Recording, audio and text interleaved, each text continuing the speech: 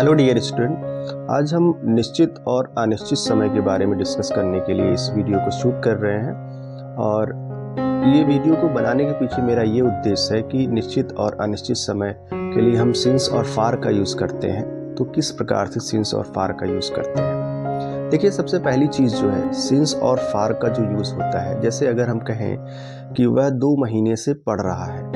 अब 2 महीने से पढ़ रहा है, अब ये पता नहीं कौन सा 2 महीना है, 2 महीना जुलाई का है कि अगस्त का है कि सितंबर का है, कौन सा 2 महीना है। तो जब हम कहेंगे कि वह 2 महीने से पढ़ रहा है, तो यानी ये पता नहीं कौन सा 2 महीना है, तो इसके लिए हम फॉर का यूज़ करेंगे।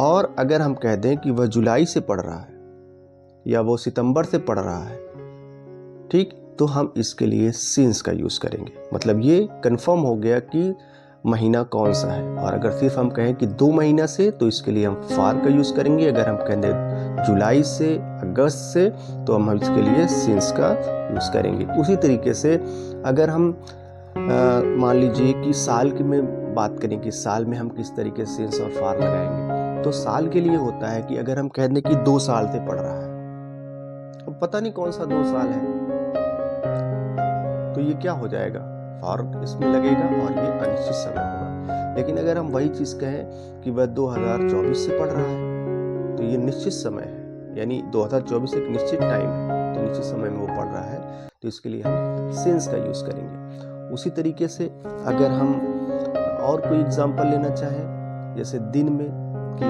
वो 2 दिन से पढ़ रहा है, तो अब पता नहीं वो कौन सा 2 दिन है, पता नहीं वो कौन सा 2 दिन है।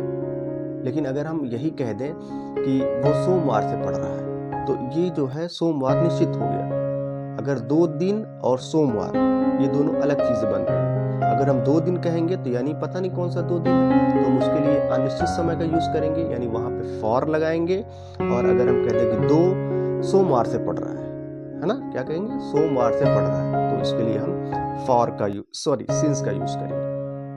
ठीक है, तो उम्मीद करते हैं कि आपको ये चीज़ समझ में आ रही होगी। और अगर ये चीज़ आपको समझ में आ रही है, तो चैनल पे इस वीडियो को लाइक करिए और चैनल को सब्सक्राइब करिए।